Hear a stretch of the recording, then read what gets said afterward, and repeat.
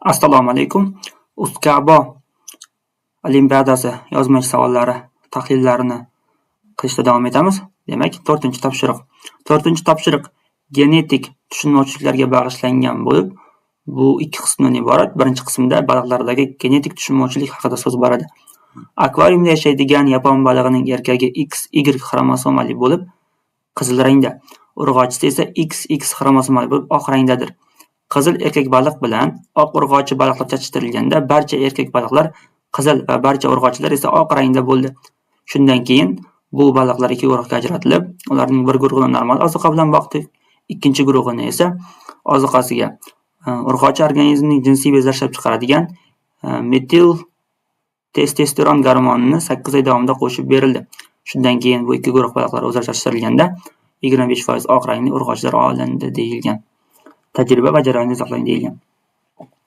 Bu tajriba yapon olimi tomonidan amalga oshirilgan tajriba edi va yapon olimi tomonidan amalga oshirilgani uchun baliq nomi ham aynan berilishi kerak edi o'z aslida, lekin biz buni qilmadik, chunki siz agar baliq nomi bilan qidiradigan bo'lsangiz, aynan tajribaning o'zini internet saytlari yoki bo'lmasam sun'iy intellektdan darrov topib olishingiz mumkin edi.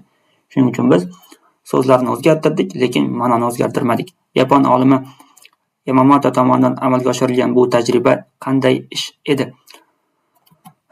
U qiziq hodisani o'rgangan, ya'ni medaki balig'ida rangning qizil bo'lishi, ya'ni red bo'lishi Y xromosomaga birikkan bo'ladi. Bu Y xromosoma birikkandan keyin o'z-o'zidan barcha erkak baliqlar qizil bo'ladi. Va eng qizig'i rangning oq bo'lishi, ya'ni kichkina r X xromosomaga birikkanligi uchun doim urg'ochi baliqlar oq rangda bo'lishga majbur edi. Keyin shundan keyin Yamamoto shunday tajribani amalga oshirgan. U hali otalangan, lekin jinsiy tabaqalanishga ulgurmagan yosh baliqchovoqlarni ikkita guruhga ajratib olgan va bu ikkita guruhni turli xil ozuqalar bilan boqqan. Birinchi guruhiga normal ozuqa bergan bo'lsa, ikkinchi guruhdagi baliqlarga esa metil testosterondan bergan. Ya'ni urg'ochi organizmning jinsiy bezlari ishlab chiqaradigan metil testosteron gormonini 8 oy davomida baliqchovoqlarning ozuqasiga qo'shib beravergan. Natijada nima hosil bo'ldi? Natijada bu yerda ikki xil jarayon sodir bo'ldi. Normal ozuqa bilan boqqandan keyin bu yerda qizil bo'lgan erkak baliqlar rivojlandi va bu yerda esa o'zi aslida erkak baliqga ega-yu, lekin gormonning hisobiga urg'ochi baliqqa aylanib qolgan qizillar ham shakllandi. Xo'p, buning evaziga keyin bu ikki guruhni vakillarini bir-biri bilan u chatishtirdi. Chatishtirilganda qanday natijaga erishdi? Chatishtirilganda bundan gameta oladigan bo'lsak, xo'p, birinchi xili XR bo'ladi, ya'ni oq urg'ochilar, keyingisi XR YR bo'ldi bizda. Xo'p, bu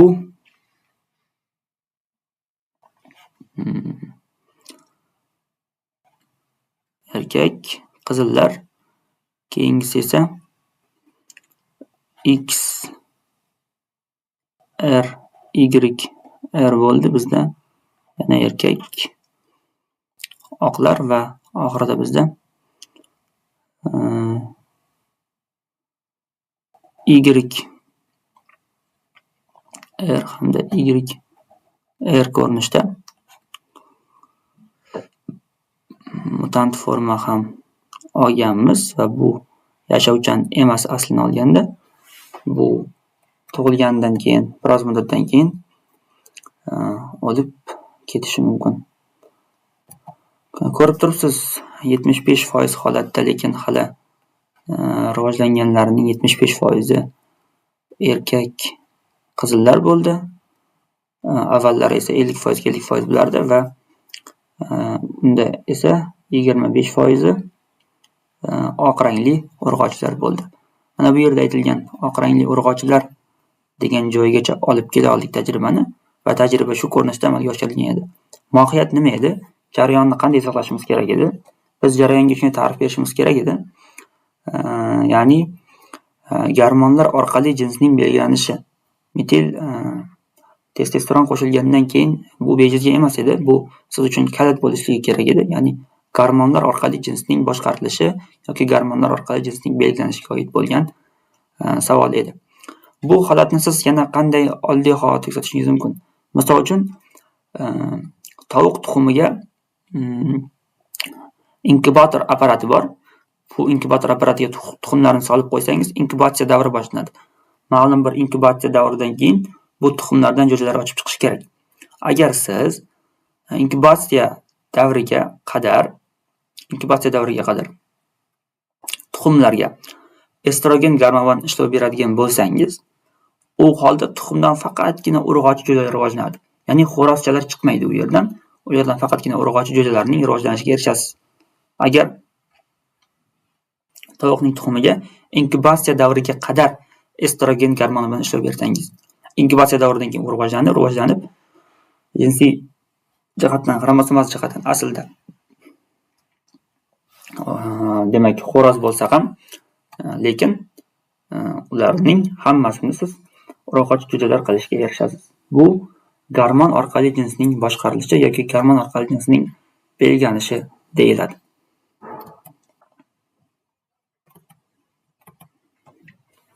To'rtinchi topshiriq. Genetik tushunmovchiliklarga bag'ishlangan savolimizning navbatdagisi bu suv shillig'i chaqanoqning buralishidagi tushunmovchilik edi. Shilliqlarda chaqanoqning o'ngga buralishi chapga buralish ustidan dominantlik qiladi deyildi. Demak, shilliqlarda chaqanoqning o'ngga buralishi chapga buralish ustidan dominant qilar ekan. Deylik, o'ngga buralishi demak D bo'lgan bo'lsa, chapga buralish ustidan dominantlik qiladigan bo'lsa, bu kichik D, ya'ni resessivning ustidan dominantlik qiladi chapga. Chaqanog'i o'ngga burilgan urug'ochi va chaqanog'i chapga burilgan erkak shilliqlar chatishtirilganda chaqanog'i o'ngga burilgan urug'ochi. Demak, bu yerga yozib ketaveramiz tajribalarni. Chaqanog'i o'ngga burilgan urug'ochi va chaqanog'i chapga burilgan erkak chatishtirilganda olingan hamma avlod chaqanog'i o'ngga burilgan bo'ladi. Haqiqatan ham shunday, o'ngga burilgan bo'ladi. Chaqanog'i o'ngga burilgan erkak chaqanog'i o'ngga burilgan erkak va chaqanog'i chapga burilgan urug'ochi chatishtirilganda esa hamma avlodning chaqanog'i chapga burilgan bo'lar ekan. Demak, bu yerda yozib qo'yamiz. Hammasi o'ngga, hammasi o'ngga burildi. Bu yerda hammasi chapga burildi.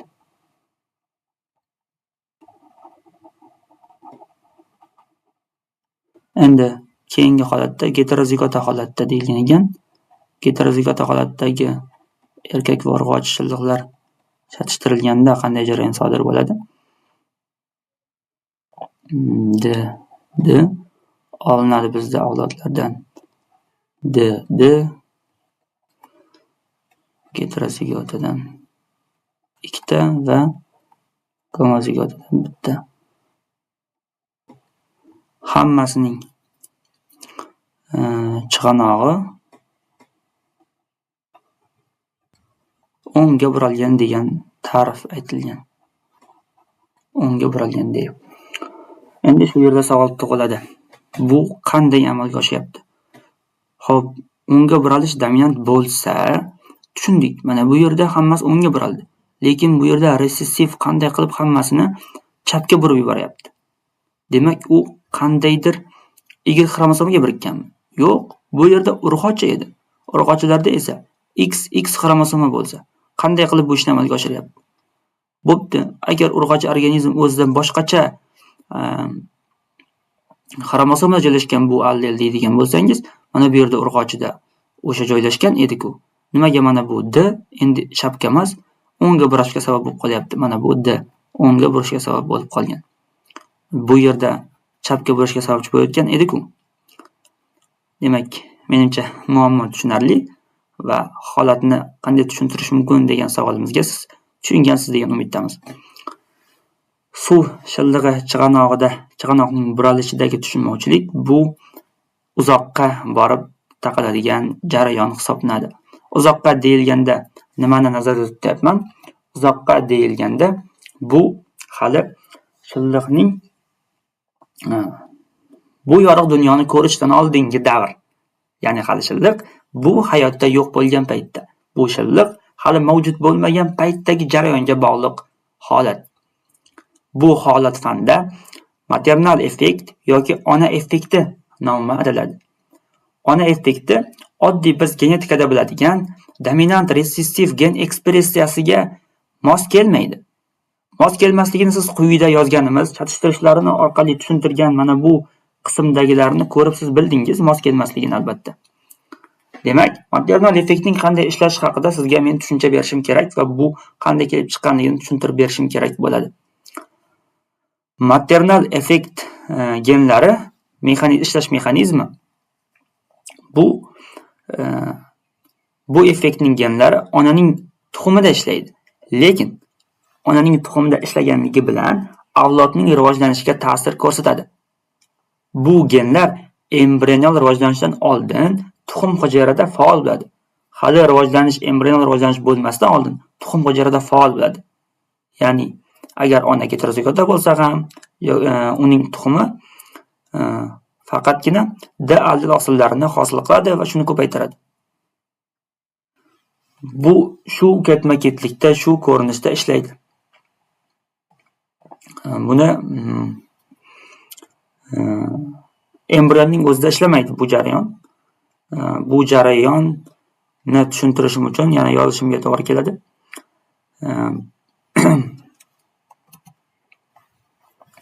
Agar mana bu holatda izohlab bering, nimaga bunday bo'lyapti deyishingiz mumkin-da.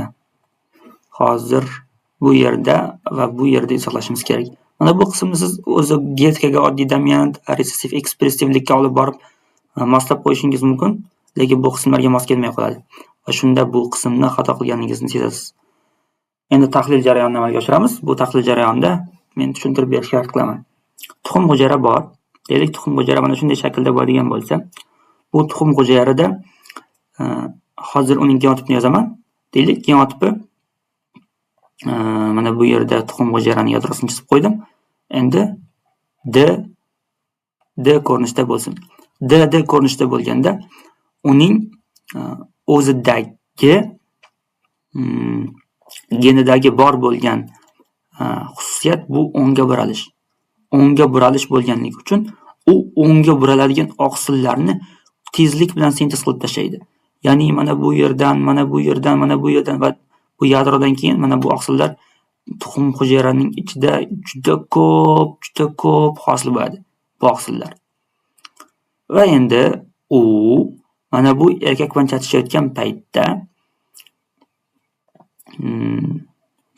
paytda D alleliga ega bo'lgan spermatozoid bilan qo'shilayotgan paytda, mana bu spermatozoid bo'lsa, qo'shilayotgan paytda hosil bo'lgan avlodning hammasi o'ngga buralgan bo'lishi tabiiy, tushunarli holat. Endi keyingi holatda e'tibor berasiz, yana o'sha tuxum hujayrani chizamiz va uning yadrosi va endi uning genotipi D. Endi u faqatgina resessiv D'ni ishlab chiqaraveradi. Oqsillarni juda ko'p ishlab chiqarib tashlaydi. Va u chatishayotgan genotip esa bu yerda spermatozoidning genotipi D. Endi bu mana bunday avlod olinishidan qat'iy nazar uning chig'anog'i allaqachon chapga buralib bo'lishga moyilligi bor. U deyarli emas, o'zi chapga buralib bo'lgan bo'ladi. Negaki bu oqsillar uni shunga tayyor qilib qo'ygan va urug'lanishdagi ning ahamiyati yo'q endi unga. Chunki embrion o'z DNKsi bo'yicha ish boshlashdan oldin tuxum ichidagi bu moddalar rivojlanish yo'nalishini belgilab beradi. Aynan shu oldindan yuklangan moddalar chig'anoqning bu jarayonda o'ngga yoki chapga buralishiga sabab bo'ladi. Embrion tuxum urug'lanib, embrion o'z DNKsi bo'yicha ish boshlashidan ancha oldin tuxum ichidagi bu oqsillar chig'anoqning qaysi yo'nalish bo'yicha buralishini oldindan hal qilib qo'ygan. Chunki ona hujayra juda ko'p oqsil ishlab chiqargandi. Bu oqsillar embrionning DNKsi ish boshlashidan oldin o'z ishini hal qilib qo'ygan. Va genotip mana bunday bo'lishidan qat'iy nazar u chapga buralgan bo'ladi. Bu ikkinchida turgan holatning izohi. Endi uchinchidagi holatni qanday izohlaymiz? Keling, bu ikkalasini o'chirib turaman. Uchinchisini izohlayotgan paytimda. Uchinchisi ham xuddi shunday tushuntirishim mumkin. Ya'ni mana bu tuxum hujayra, bitta yadrosi bor edi, buning kattaroq. Bu genotipi D. Endi uning tarkibida chapga buralishni ifodalaydigan resessiv ham bor edi-ku. Nimaga? Mana bu D bo'ldi. Maternal effekt qo'yayotgan bo'lsa, chapga buralgan avval hosil bo'lmadi, hech bo'lmaganda bittasida deyishingiz mumkin. Bunday holat hech qachon bo'lmaydi. Chunki heterozigota holatda bo'lganda, ya'ni mana bunday holatda bo'lganda, katta D kichikka nisbatan dominant bo'lganligi uchun u kichikning hosil bo'lishiga yo'l qo'ymaydi. O'zini o'zi ko'paytirib, o'zining oqsillarini hosil qiladi. Yana u katta D oqsillarini hosil qilaveradi. Natijada kichik D oqsillar hosil bo'lmaydi. Va bu tomondan heterozigota holatdagi spermatozoid ming uringan taqdirda ham bu yerda katta D oqsillari bo'lganligi uchun urug'langan tuxumning xohlangan birida o'ngga buralgan holat kuzatiladi. Ya'ni u dominant bo'ladimi, u ikkitalik heterozigota bo'ladimi, u gomozigota resessiv bo'ladimi, farqi yo'q. Ularning hammasi o'ngga buralishini mana shu holat ta'minlab beradi. Ya'ni ona effekti, maternal effekt ta'minlab beradi.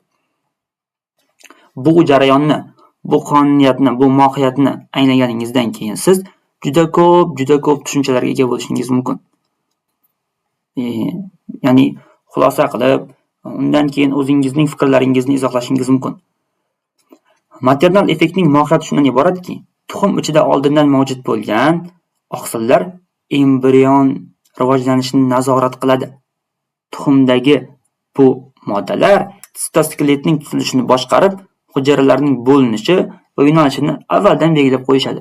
Shuning uchun ham ona resessiv gen bo'yicha gomozigota bo'lsa, embrionning o'z genlari keyinchalik faollashsa ham chapga buralishini allaqachon belgilab qo'ygan bo'ladi. Endi uning hech qanday ahamiyati bo'lmaydi. Shuning uchun u chapga buralgan holatda ketaveradi va shu boshqarishni beradi. Genetik tushunmovchilikka oid topshiriqlarning tahlili o'z nihoyasiga yetdi. E'tiboringiz uchun rahmat. Salomat bo'ling.